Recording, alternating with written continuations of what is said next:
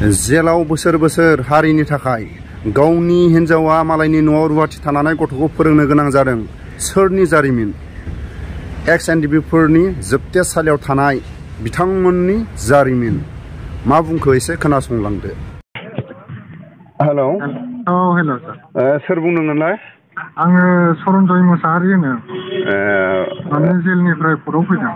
औ ओरैनो आफादा मा नाम मोनबा? एमसखौ होनो। एमसखौ ओमफ्राय दिनै कर्टआव फैदों आरो नामा? औ कर्टआव फैदों। ओमफ्राय माबाफोर ओरैनो खबर हरनांगौ दं नामा? आं माने मोनसे आपेल खालामनो लुबैदों आरो गोसोनि खोथा दुखु फोरमायनो लुबैदों। औ दुखु मोननाय दङ गोसोआव। औ माने दा आंनिया फेमिलियाबो गोदाव सोराव जानानै दङ। औ दा गथ'बो दङ आंनिया 11 बोसोरनि। दा आं फंबायनि खाथियाव आं ओरैनो फंसे दुखु मोनो आरो बुंहरग्रोनि आरो ना। औ। ओरैनो जेनेबा जेलनिफ्राय खबर हरनायफोरखौ जेनेबा ओरैनो गेदेरमा रायजो राजाफोरनो आरो जेनेबा नोंथांमोननि माखासे लोगोफोरा माने बिदिनो दुखुफोरखौ खोनानानै बुहुद दुखु मोननाय थायो। ओमफ्राय दा जोंनि बर'नि माखासे गोहो खुंथायाव थानाय साफा सानै लिडारफ्रा जेनेबा नोंथांमोननि मेसेजखौ जेनेबा फोरमायोबा दुखु मोनो नालाय। बेनिफ्रायनो दिनै जेनेबा सोरबा सोरनावबा फन हरनानै जेनेबा नोंनि न'खरनि बा लोगोफोरनो बा बर' हारिनि गेजेराव फोरमायनो सानोबाबो साफा सानै माने दानि गोहो खुंथायाव थानाय गासैबो नङा आरो साफा सानै लिडारा माने बे मेसेजखौ माने फोरमायनायखौ दुखु मोनो आरो। ओमफ्राय जियानो जाया मानो जेनेबा दा फंबाया हरदों। ओमफ्राय जेनेबा एसे गुसुङैनो जेनेबा फंबाया गोदान बोसोरनि मुङाव बा न'खरनि जेंना आरो केसनि माखासे खोथाफोरखौ आरो जेलाव थानानै माबाफोर देहानि उसुबिदाफोर जानाय लोंनाय ट्रिटमेन्टनि बेखौ एसे गुसुं बुंनानै हरबानो जाबाय आरो दे। दा गिबियावनो आङो रायजो राजाफोरनाव आंनि गोसो गोरबोनिफ्राय अननाय आरो मोजां मोननायखौ बर' फिसा हिसाबै आंखौ अनसायगोन होननानै बे रावखौ अनसायगोन होननानै आं मिजिं खालामो। आरो आंनि बुंनाया माबाफोर गोरोन्थि जायोब्ला अननानै आं निमाहा मोनगोन होननानै गासै बर' रायजो राजानाव आङो आर'ज गाबहरनाय जाबाय आरो। दा आङो गिबियावनो आंनि न'खरनि फारसे आं बुंनो लुबैदों। आंनि न'खरा बिराद गोदाव सोराव जानानै दं। आंनिल' नङा गासै आंनि लोगोफोरनियाबो माने सोरनिबा बिमा बिफाया रुंसारि जालांबाय। सोरनिबा बिसिया गोदाव सोराव जानानै थांबाय। सोरनिबा बिसिफ्रा गुबुन जायगायाव थांनानै मालायनि मैहुर जानानै थाहैनांबाय। बा मालायजों लाफा मैगंफोरबायदि मैगं ओंख्रिफोरबायदि सोलाय खालामजानानै जों दं होननाय जों खोनादों। थारमाने बेफोरखौ खोनायोबा जों माने बिराद दुखु मोनो आरो गुबुन रायजोआव थांनानै आरो दा जोंनिखौथ' आंनि फेमिलि दङ। आंनाबो गथ' दङ आरो फेमिलिबो दं। दा गथ'आ आंना 11 बोसोर। बेसेबां थाखोआव फरायो दा ओरैनो? दा क्लास 6 आव फरायदों। देग्लायसो 6 मोनदों। ओमफ्राय नोंना फेमिलिया बहा थायो? आंनि फेमिलिया दा आङो फाथाबारियाव थायो। गथ'आ फाथाबारि दैथुनफारा होनो। ओमफ्राय दा फेमिलिया गुबुनावहाय आंनिया मिसेसआ गुबुनाव रुवाथि थानानै दं आरो।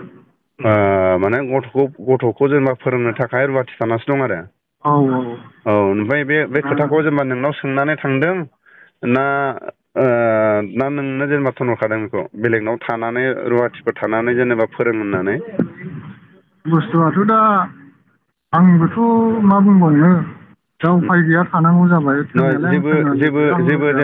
जेबो राहा गैयियाव जेबो जेनेबा रावनिबो हेफाजाब मदद मोनैयाव जेनेबा गथ'खौ फोरोंनो थाखाय न'खरखौ जेनेबा फोथांनो थाखाय जेनेबा बेलेगनाव रुवाथि थानानैबाबो फोरोंना नों थोनहरखो ना नोंनाव सोंनानै थाखो?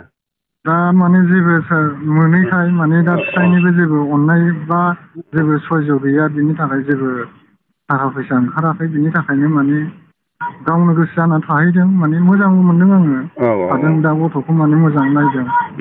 दा गथ'जों लोगोसे आंखौबो नायनानै दङ।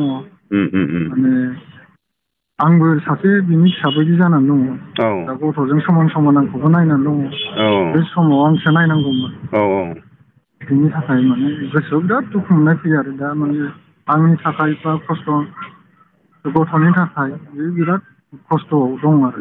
दाथ' नों जेराव थानानैथ' बोरै नायहरनो। नोंथ' जेनेबा हारिनि थाखाय जोंहा नांबाय दा नोङो जेलाव दं जेलनिफ्रायथ' नोंहा जेबो इनकाम गैया दा बेनि माखासे नायनांगौफ्रा जोंनि बर' लिडारफ्रा नायनांगौमोन नङा होमबा नायनांगौमोन दा माने बै समाव माने जों आफाद थानाय समाव जों लुबैयाखैमोन दा माने जोङो सुखि जाबाय हिसाबै सान्थि हिसाबै जों लुबैदों आरो माने गासै रायजो राजाखौथ' जों बुंनो थाङा बै दैदेनगिरिफ्रा नायनांगौमोन आरो जोथोन लानांगौमोन आरो ओमफ्राय दाखालि बिदिनो जेनेबा 5,000 राननानै हरदों होननाय खोनादोंमोन मोनदों ना मोनाखै नोंनि फेमिलिया थांदों थांनाया मोनदों मोनबोनाया 5,000थ' थोआ नङा होमबा बेजोंथ' बहा थोनो गारि भारा औ बे हरदों बेखौबो जों जेबो बुंनो थाङा हराखैबो होनना बुंनो थाङा दामाने जों बे सहाय लुबैयो आरो जाहाथे ओमफ्राय आंनाथ' न'बो गैया न' बांबो माने जेबोथ' सोरजिबोनो हायाखै नालाय जेबोथ' गैखाया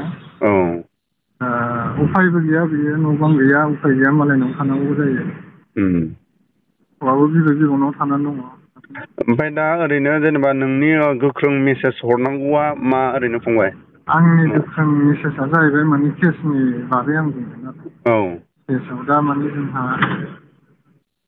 स्पिड ट्रायल सोलिगासिनो बेवहाय माने उकिल हरदों होननानै बुंदों बा हरदोंथ' हरनाया माबानो गोजाननि खुंथायाव थानायनिफ्राय जों हराखैबो होनना बुङा थारमाने बे उकिलखौ जोंनियावबो लुबैदों आरो थारमाने बयनियावबो जोंनि 8 ग्रुप दङ माने 8 ग्रुपावहाय मोनसे ग्रुपावल' हरदों होनदों आरो माने गाखोनानै दङ दा दाखालि जों उकिलजोंबो रायज्लायदोंमोन उकिलाबो होनदों माने आंखौहाय मोनसे ग्रुपावल' गाखोनो नेरदेक होदों दा नोंसिनियाव आंखौ हरथ'वाखै होननानै हरोबा आं गाखोगोन होननानै बुंदों दा बेखायनो माने आङो दा जोंनि खुंथायाव थानाय गोहोगोरा दैदेनगिरिखौ गाहायखौ खावलायो आरो आं उकिल माने जेनेबा दा नैबे दानि बर'फोरनि गोहो खुंथायाव थानाय उकिल हमनाय उकिलफ्रा बुंदों ना नोंसोरनि एक्सट्रा हमनाय उकिला बुंदों नङा बै खुंथायाव थानाय हमनायनि उकिला बुंदों बेखौहाय माने जों मोननो लुबैयो आरो जाहाथे सारआ जोंनियावबो हरो आरो नेटडेक होयो जोंनियावबो गाखोनायनि थाखाय बेखौ खावलायनो लुबैदों आरो दाथ' जेनेबा जुदि मावदोंबाथ' जेनेबा गासै बेसेबां दङ जेनेबा 50 बेसेबां मानि खोथाखौ बुंदोंथ' दङ बेनिफ्राय दा बेखौ बुंनाय हिसाबै दानि गोहो खुंथायाव थानाया मावाखै नङा मावदोंबो जानो हागौ जोंबो मावदों माने सिक्रेटलि खामानि मावनो गोनां जानाय बिनि केसाथ' माने फिसा नङा नालाय नङा नङा बेनिफ्राय दा नोङो खामानिखौ साक्सेस जायैनि सिगां जेनेबा नोङो मिडियानि गेजेरजों बुङोबा आरो गासैबो खामानिखौ जुदि अपेनै मावनो थाङोबा माखासे हेंथागिरिफ्रा सांग्रां जानानै थायो नालाय ओमफ्रायनो दा जेनेबा माखासे दैदेनगिरिफ्रा सिक्रेटलि मावदोंखौ जोंबो सानना लादों आरो जेब्ला डिआर नाब्ला सारआ बुंदोंमोन मोनफ्रोमबो बर'फ्रा खामानि मावनो थाङोबा निउस चेनेलाव बुंगोरनानैसो खामानि मावनो थाङो बिनि थाखायनो बर'फ्रा माखासे खामानियाव माने साक्सेसफुल जाया होननानै डिआर नाब्ला सारआ बुंदोंमोन आरो दा बे डिआर नाब्ला सार बुंनायखौनो जोंबो जेनेबा साननानै दं आरो जेब्ला जेनेबा खामानि मावनो थाङोबा जायैनि सिगां अपेनलि खालाया होननानै जों बेखौ साननानै लायो आरो नङा बेखौथ' जों मिथियो सिंनि खोथाखौ जों बुंनो थाङा मानोना जों दा सोलिबाय थानाय जोंनि कर्टनि बिसयसो माने जोंनि प्रटेक्ट होनो थाखाय उकिल मोजां नांगौ जों बेखौसो लुबैदों आरो ओमफ्राय दा नै दानि गोहो खुंथायाव थानाय जेनेबा उकिल हमनायफ्रा गोख्रों नंना नङा दा गोख्रों बे फैनाया गोख्रों बिथाङा ओमफ्रायो दा मोनसे ग्रुपावल' फैदों नालाय दा जों दस्रा ग्रुपआवहाय गैया बेनि थाखाय माने जेनेरेल ग्रुपआवनो माने जों गाखोजानो लुबैदों आरो माने प्रटेक्ट होनो हायोब्ला जोंहाबो एसे गोसोआ मोजां मोनो गोरा जायो माने दा माने केसा माने ग्रुप वाइस जादों आरो नामा ग्रुप वाइससो जानानै दङ बेनिफ्राय दा ओरैनो जेलाव जेनेबा सोरबा नोंसिनि जेनेबा 50 बेसेबां मानि माबायाव जनाव जेनेबा दा मेसेज हरग्रा बाहेरायाव बिथांमोनाव सोंदों सोङाखै ओरैनो आङो सोंदों सोंनानै बिथांमोनहा बुंनो आंखौ फोरमायनो माने आं दा दुखुआव दं हिसाबै आं दुखुआव दङ दा माने बेनिखायनो माने फोरमायहरदो नों होननानै माने जोंनि माबाफ्रा आंखौहाय होनदों होमबा दा नैबे दा रेकर्डिं खालामनायखौ जेनेबा दा भिडिअ हगारनानै रायजो राजाफ्रा मा सानो आरो दैदेनगिरिफ्रा मा सानो बेखौ जेनेबा भिडिअ हगारनांगौ आरो नामा? औ हगारनांगौ माने आङो दा सानदों आरो दानि खुंथायाव थानाय दैदेनगिरि बा सोरबा दैदेनगिरिफ्रा माने एजेन्सि हिसाबै आंखौ बुंदों होननानै दा सानदों। जास्ट आं सारनाव दानि खुंथायाव थानाय गोरा सारनावहाय आङो खावलायहरदोंसो होननानै आं आपिलसो खालामदों। सारा जोंनि गासै जेनेरेल ग्रुपआवनो निर्देश हरोबा गोसोखौ साबसिन गोजोननाय मोनगोन। जागोन दे जेनेबा ओरैनो मेसेजखौ होनोसै आरो माखासे दा आबसुआबो दिपेन बर' साराबो जेनेबा एक्स एन डि एफ बि नि केसखौ बेबो माने मोनफ्रोमबो जेनेबा माबायाव सावरायगासिनोथ' टेबोलाव बेनिफ्राय बिनि फारसे माने सिगाङाव बिसोरबो फैदों फैनानै सावरायफैदों गोबावबो जाबाय गोबाव जानानै जों नेबायबो दा ओमफ्राय नेनानै माने एक्स एन डि एफ बि इउनाइटेडआबो माने गोख्रों दिल्ली गुवाहाटि दानि गोहो खुंथायाव माने बिथांमोननोबो मेसेजखौ माने गोख्रोङै टेबोलाव सावरायनायखौ नुगासिनो आरो बर'नि मोननै जेनेबा हानजायाबो बि पि एफ आरो इउ पि पि एल आबो नारा नाथा जेनेबा मोनफ्रोमबो माबाफ्राव सावरायनायखौ नुदों। सावरायजानाय आरो सोंजानाय आरो सोंनाय थाबासो खामानिफ्रा मावजानायखौ नुयो नालाय ओंखायनो थाब मावगोनखौ जेनेबा जों नुदों। ओमफ्राय ओरैनो गोदान बोसोरफोरनि माबाफोर थांनाय बोसोरनि बायदि ओरैनो माबाफोर लादों नामा फंबाय जेराव प्रग्राम? बेनिथ' जेबो माबा डिसिसन गैथ'वा माने दा मा जायो उनावहाय दा माने बेनि बागै आंनाव जेबो गैथ'वा आरो बेनिफ्राय लास्टआव आं सोंबावनोसै दा नोंसिनि माबाया फिसाज्लाया जेनेबा हस्टेलाव थायो ना मायो? आंनि फिसाज्ला नङा फिसाजोसो। फिसाजोआ हस्टेलाव थायो ना मायो? हस्टेलाव थाया बिबैनाव थायो। दामाने फेमिलियानो बेयावनोखा फार्स्टनिफ्रायनो बिबैनावनो बेयावनो थांनानै बर' मिडियामाव होदों आरो ओमफ्राय दा बांसिन जेनेबा जेलाव थानाय माबाफोरा बांसिन माखासे गथ' गथाय गोनाङानो दं नङा होमबा? दा बिनि सायाव गथ' गथायफोरनि फरायनाय गथ'फोरनि गाननाय जोमनायखौ जोंनि दानि गोहो खुंथायाव थानायफोरखौ अबेबा जेरै बिमा बिफा गैजायै बिथांमोनखौ जेरै फोरोङो थिग एक्स एन डि एफ बि फोरनि जेलाव थानायफोरनि गथ' गथायखौबो गाननाय जोमनाय फ्रि आरो फोरोंनायनि माबाखौ नोंसोर मोनजानो लुगैयो नामा?